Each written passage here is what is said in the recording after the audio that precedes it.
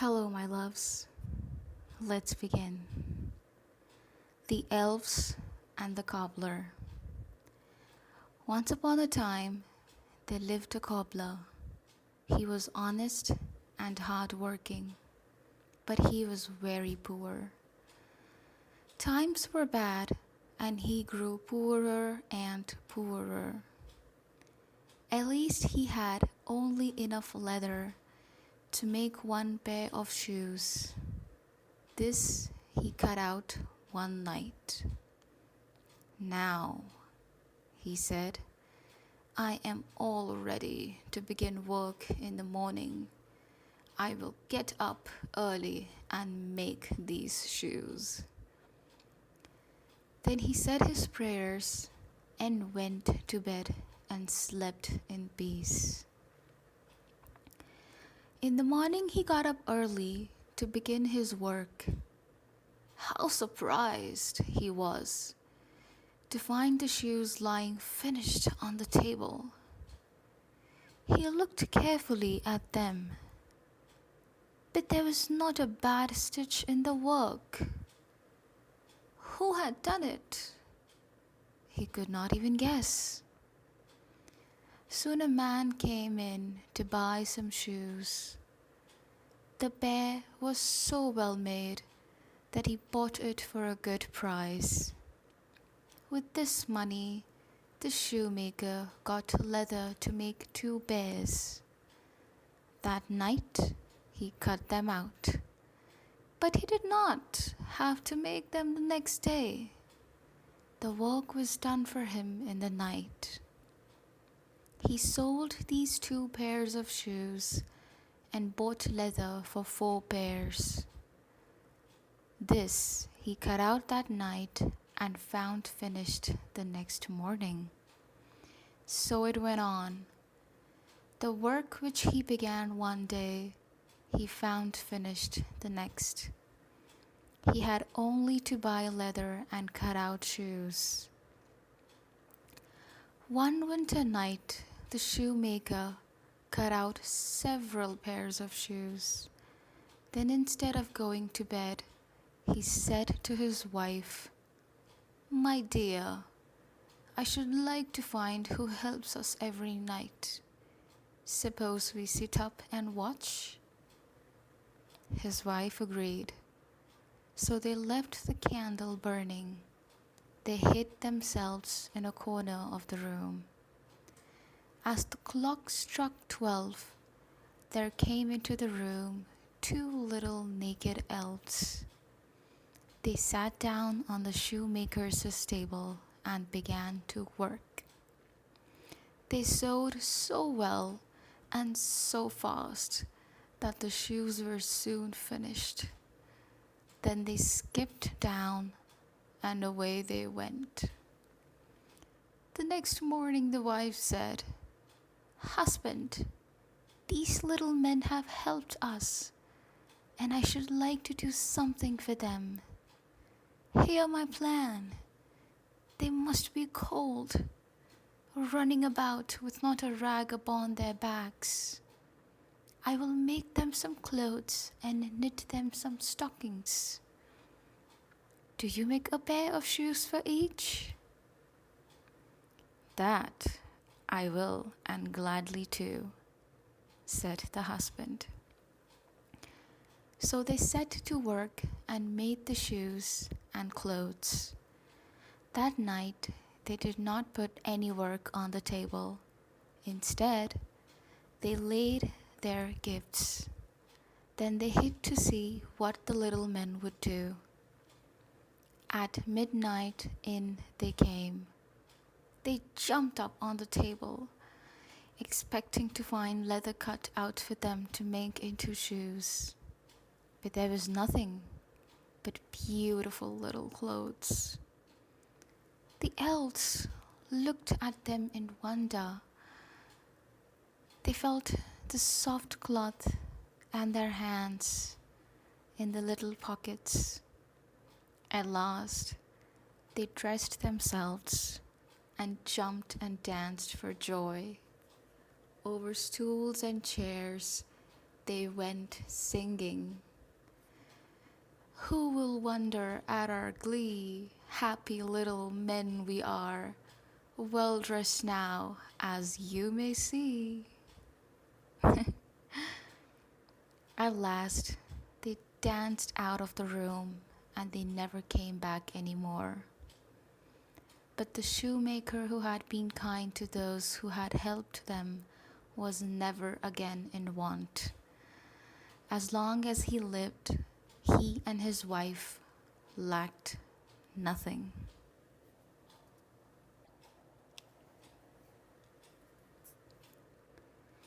The King of the Birds. A bear and a wolf were walking together in the woods. "Listen, brother wolf," said the bear. "What bird is that singing?" "That is the king of the birds," said the wolf. "We must treat him with great respect." The wolf was in fun, for it was only a little wren. The wren is sometimes called the hedge king. "Is that the king of birds?" said the bear. "I have long wished to see the home of a king. Come and show me his house." "Wait till the queen comes home," said the wolf. Soon Jenny Wren came in sight, bringing food for her little ones. "The king did not choose a very beautiful maid," said the bear. "Let us follow and see their home." But the wolf held him back. "No, let us wait until the king and the queen go away," he said. When the wrens flew away, the bear and the wolf went to the tree. The bear climbed up to peep into the nest. There he saw 5 young birds. "Do you call this a king's house?" he cried to the wolf. "Why, it is only a clod of mud and grass. In it are 5 ugly little things with big mouths and no feathers." The 5 young wrens heard and were very angry. "We are not little ugly things," they cried, "and our home is not all that heart could wish. You shall be made to beg our pardon for such a speech." The bear laughed and went his way. The little wrens cried and quarreled till their father and mother came back. "We will not eat a thing, not even a fly's leg, till the bear is punished," they said. He laughed when the wolf told him we were king's children. He called our nest a clod and said we were ugly little things. "Do not fret about that," said the father wren. "The bear shall be punished." Then he flew to the bear's den and said, "Old Growler, how dare you show so little respect to a king? You shall suffer for it. Prepare to fight." The bear called to his help all the 4-footed things of the wood and field, the wolf, the deer, the fox, and many others. The wren gathered together all things that fly, not only the birds great and small, but to his help came bees and gnats and all other winged creatures and things. The smallest of the gnats was sent to find out the bear's plan. He hid under a leaf where he could see and hear without being seen. "Fox, you are the most cunning of us all," he he heard the bear say, "So you shall lead in the fight." "Good," said the fox. "But we have no flag. What shall we use instead?" No one seemed to know. "Well," said the fox, "I have a beautiful long bushy tail. I will hold it up as long as everything is well. Then you must all go forward, but if I lower my tail, run away as fast as you can." The gnat flew back and told word for word what the fox had said. "Aha," said the wren.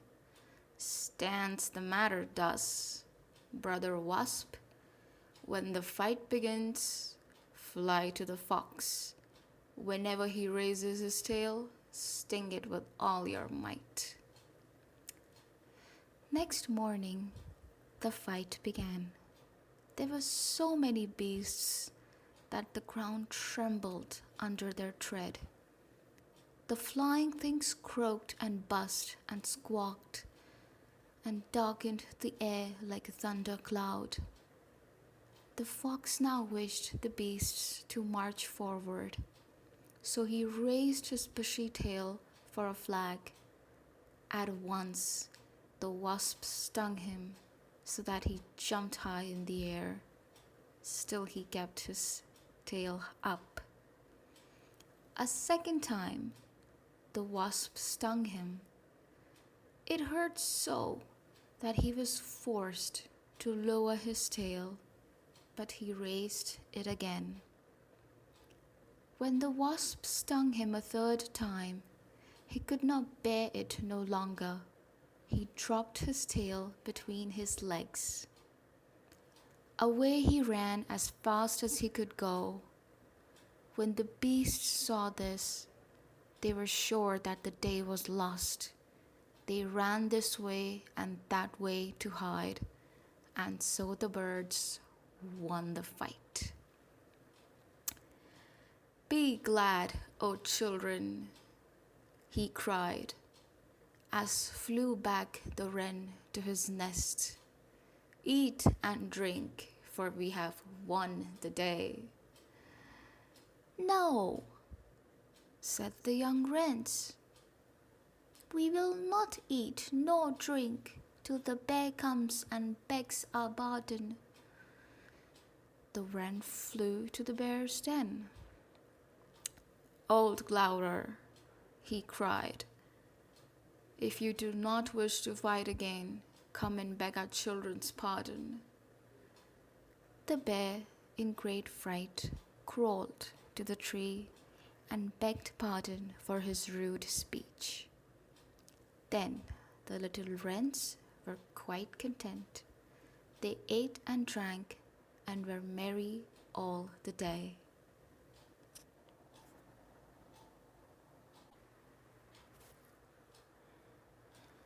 The gifts of little people. A blacksmith and a tailor had been at work all day. In the evening, they walked together in the country. The moon rose as they were on a lonely road. All at once, they heard a far-off music. It was so sweet that they forgot how tired they were and hurried forward. The sound grew clearer and clearer. Soon they came to a hillside. There they saw a crowd of merry little men and women. They were dancing in a ring to the sound of music. In the middle of the ring was a little man with a long white beard which reached to his waist. He wore a coat of many colors. The tailor and the blacksmith stood still, watching the dancers. Soon, the little old man made signs for them to come inside the ring. At first, They did not wish to do this. But when they saw how merry and good-natured the little people were, they entered the ring. Round and round danced the little men and women. After a while, the old man drew a large knife from his belt. He felt the edge and sharpened it on a stone. Then he turned and looked hard at the strangers. They were frightened, but they had no time to run away. He caught the blacksmith and shaved off his hair and beard. And then he turned to the tailor and shaved him too. After doing this, he patted them on their backs to show that he was pleased with them. He pointed to a heap of coals on the roadside and made signs to them to fill their pockets. Both obeyed, though they could not see what would be the use of a pocket full of coals. Now the clock struck 12. All at once, the music stopped, and in a flash, the little people were gone. There lay the green hillside in the moonlight. The tailor and the blacksmith rubbed their eyes. Was it all a dream? No. They were their shaven heads, and there were their pockets full of coals. They walked down the road till they came to a house where they wished to spend the night. There was nowhere for them to sleep but in the stable. They lay down on the straw and fell asleep. They were too tired even to take the coals out of their pockets. But early in the morning, the weight awakened them. What was their surprise to find that instead of coals, their pockets were full of lumps of gold.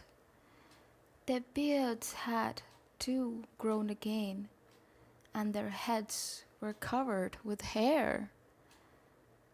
They were now rich. The blacksmith had larger pockets, and he had even more gold than the tailor, but he was not content. "Ah, friend tailor," he said, "I wish we had known those coals would change to gold. I should have taken more. I should have filled my hands as well as my pockets.